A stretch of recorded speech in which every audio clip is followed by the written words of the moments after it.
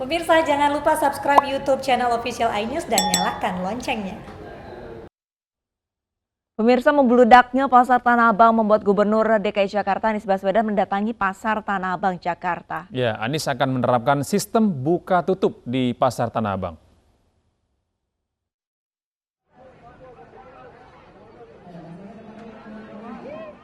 Gubernur DKI Jakarta Anies Baswedan, Kapolda Metro Jaya Irjen Pol Fadil Imran, dan Pangdam Jaya Maijen Dudung Abdurrahman mendatangi kawasan Tanah Abang. Kedatangan para pejabat ini untuk melihat langsung situasi pasar Tanah Abang yang padat pengunjung. Tidak hanya ke pasar, mereka juga mengecek stasiun Tanah Abang. Mulai Senin pekan depan, Anies akan menerapkan sistem buka tutup di pasar Tanah Abang untuk mencegah kerumunan. Lonjakan dari biasanya 35.000 menjadi 87.000 dan 45.000 kemarin menggunakan KRL. Kan kemarin hari libur ya, bukan hari kantor. Jadi mayoritas tentu datang ke pasar Tanah Abang.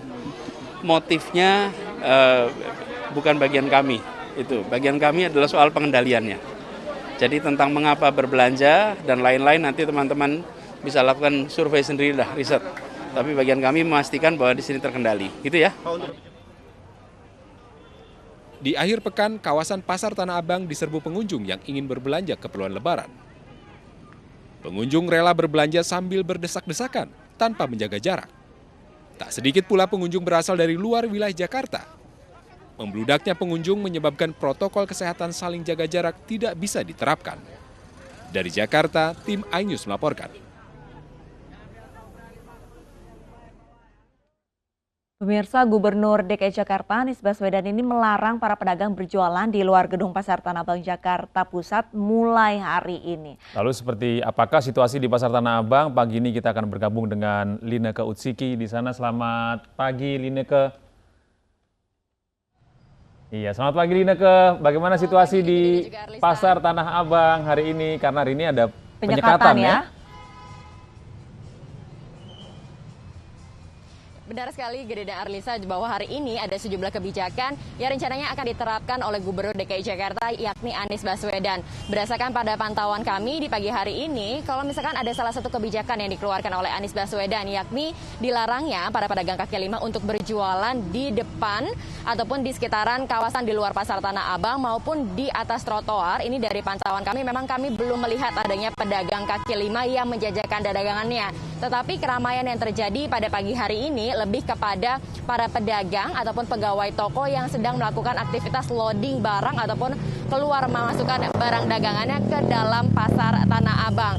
Sementara itu untuk pantauan arus lalu lintas di pagi hari ini memang terlihat cukup padat di kedua arahnya, baik dari arah Pasar Tanah Abang menuju Kebonsiri maupun arah sebaliknya. Oleh karenanya tadi sempat beberapa menit ini dilakukan pengalihan arus lalu lintas, yakni untuk kendaraan dari arah Kebonsiri menuju ke Pasar Tanah Abang ini dialahkan ataupun dibelokkan ke kiri menuju ke Jalan Kebon Kacang 1. Sementara untuk arah sebaliknya dari arah Pasar Tanah Abang menuju Kebonsiri ini dapat dilalui seperti biasanya.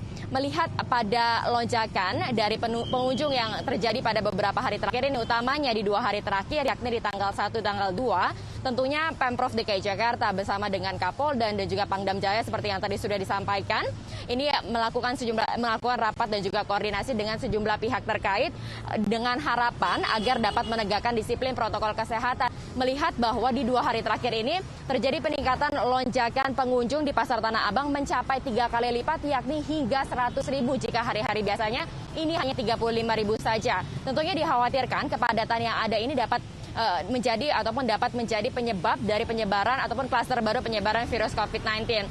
Kebijakan yang diberlakukan diantaranya per hari ini, tadi sudah saya sebutkan bahwa pedagang dilarang untuk berjualan di depan Pasar Tanah Abang karena pusatnya ataupun difokuskan ini mereka hanya dapat berdagang di Pasar Tanah Abang saja. Kemudian untuk jam buka tutup toko ataupun jam tutup toko ini nanti diberlakukan secara bergantian ataupun dilakukan dalam beberapa termin. Artinya ada toko yang tutup pada jam 4, ada pula toko yang tutup pada jam 5 sore. Hal ini dilakukan agar jangan sampai kemudian para pengunjung toko ini keluar pada waktu yang bersamaan, mengingat sebagian besar mereka ini menggunakan transportasi yang sama, yakni menggunakan jasa kereta komuter lain. Tidak hanya itu saja, berkenaan dengan pengawasan pengendalian protokol kesehatan, nantinya akan ada sebanyak 2.500 personil gabungan dari TNI, Polri, kemudian juga dari Satpol PP yang akan dikerahkan untuk mengawasi 3 titik diantaranya, yakni tidak hanya di Pasar Tanah Abang saja, tetapi juga di Stasiun Pasar Tanah Abang, kemudian juga di Tamrin City.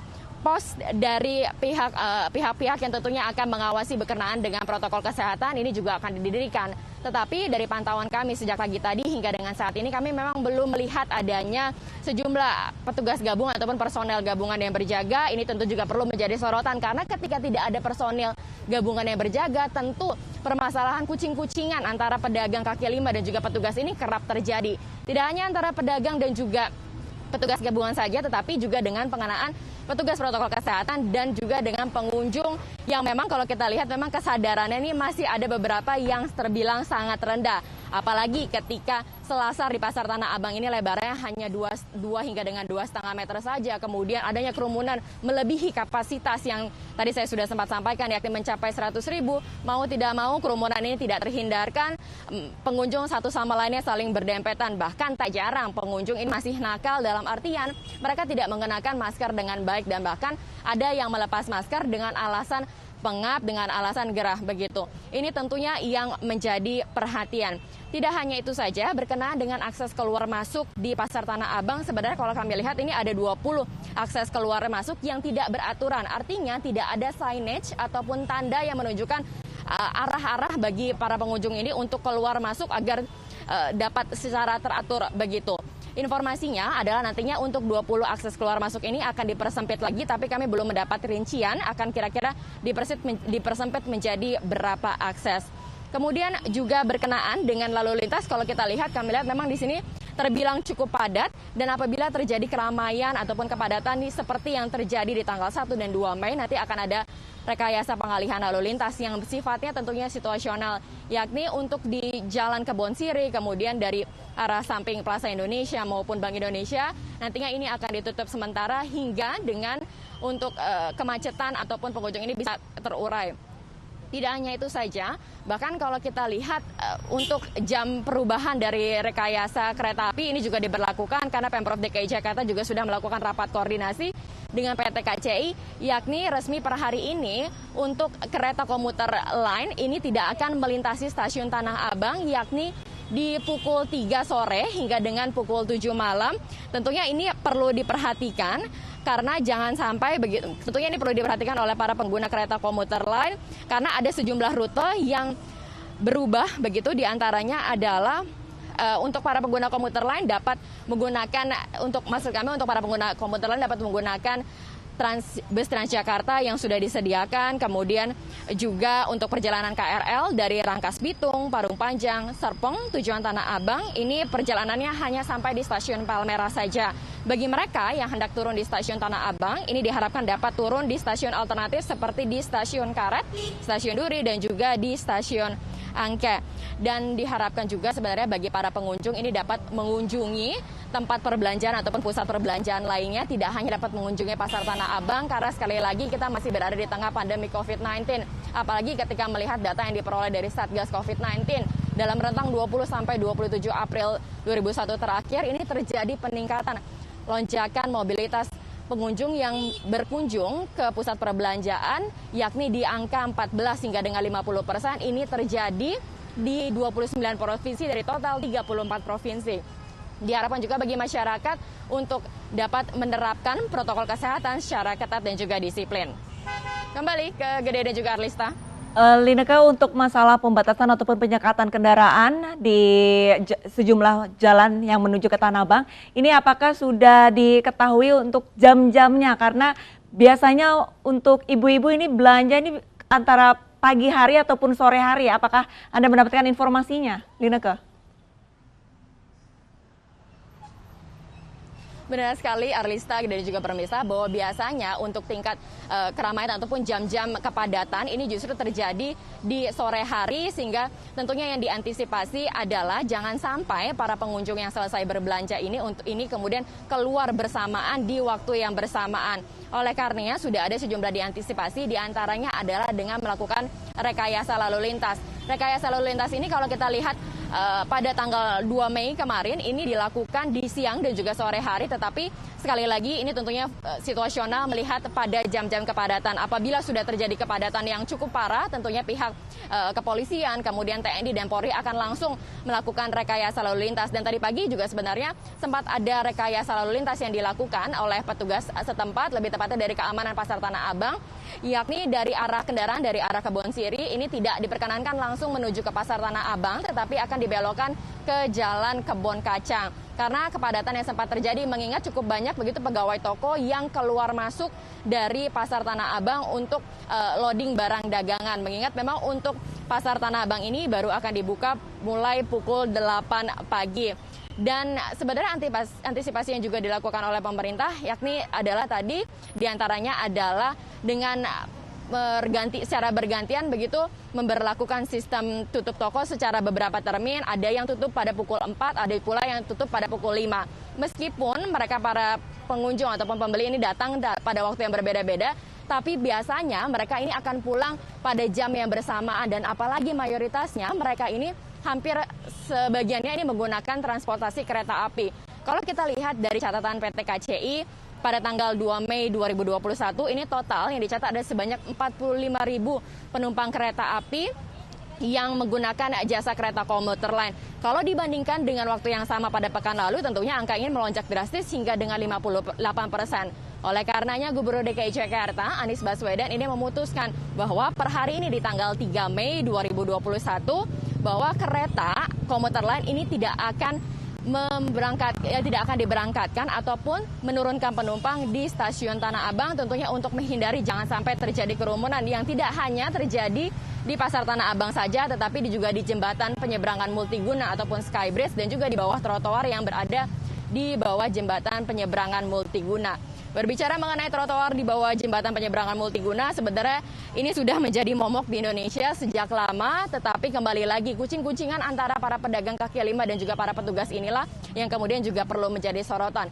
Kalau kami lihat memang berkenaan dengan roda perekonomian itu tentu bagus sekali karena banyaknya warga kemudian yang berbelanja. Tetapi ketika kita berbicara mengenai kesehatan yang menjadi prioritas utama dari negara yakni menjamin keselamatan warganya, ini tentu menjadi ironi apalagi kita masih berada di tengah pandemi COVID-19. Kembali ke Gede dan juga Arlista. Iya, Lineke, mungkin terakhir apa saran Anda jika warga memaksakan untuk berbelanja ke Tanah Abang? Anda tadi sudah menyarankan untuk Turun di mencarilah tempat-tempat belanja yang lain. Tapi ada juga orang yang memaksa untuk ke Tanah Abang mungkin karena harganya yang lebih murah. Saran Anda seperti apa?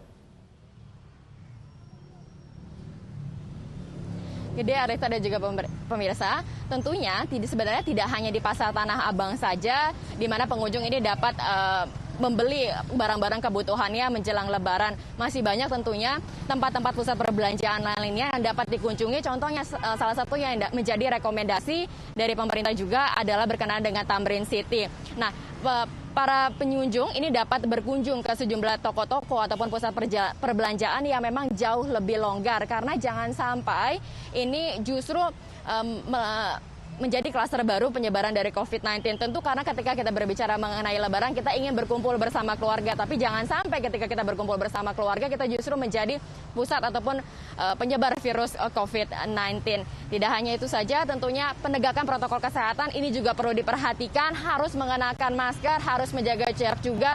Harus memperhatikan juga jam-jam kepadatan, kita harus bisa hindari begitu jam-jam kepadatan yang terjadi di pusat perbelanjaan. Kembali ke Gerdia dan juga Arlista. Baik, terima kasih Lineke Utsiki. Selamat bertugas kembali, selamat berbelanja ya. Oh enggak ya? Enggak. Baik pemirsa, Iya. Selanjutnya adalah Ramadan. Ini adalah bulan peduli untuk menebar kepedulian dan kebaikan serta merajut cinta kepada sesama manusia atas dasar cinta kepada Sang Pencipta. Iya, dan sebagai wujud kepedulian terhadap sesama, Partai Perindo melakukan kegiatan sosial di bulan Ramadan. Menebar kebaikan di bulan suci Ramadan menjadi kegiatan rutin saya Partai Barisan Penjaga atau Baja Perindo. Bekerja sama dengan produk makanan dalam kotak boksi dan produsen alat kesehatan Vipro, Baja Perindo membagikan 160 bungkus hidangan berbuka puasa, pelindung wajah dan masker untuk warga di Jalan Pariaman, Kelurahan Pasar Manggis, Manggarai, Jakarta Selatan. Kita berbagi takjil bentuk simpati kami lah kepada masyarakat dalam masa susah di pandemi ini. Kita perlu meningkatkan kesadaran masyarakat untuk selalu memakai masker. Maka dari itu kami coba membagikan masker supaya masyarakat bisa memakainya dan bisa terlindungi dari virus dan penyakit lah. Di Sumatera Utara, pengurus DPD Partai Perindo dan Kartini Partai Perindo Kabupaten Asahan turun langsung ke jalan membagikan takjil dan masker untuk masyarakat yang berada di Jalan Imam Bonjol, Kisaran, Asahan. Jadi semoga apa yang kami lakukan pada hari ini bisa bermanfaat bagi masyarakat yang berpuasa. New normal, saya berharap masyarakat tetap waspada, jangan sampai lengah, protokol kesehatan tetap dilaksanakan, tapi saya yakin semuanya ini akan berlalu. Di bulan suci ini, Partai Perindo akan terus menebar kebaikan dengan beragam program yang bermanfaat untuk masyarakat. Tim Liputan iNews melaporkan.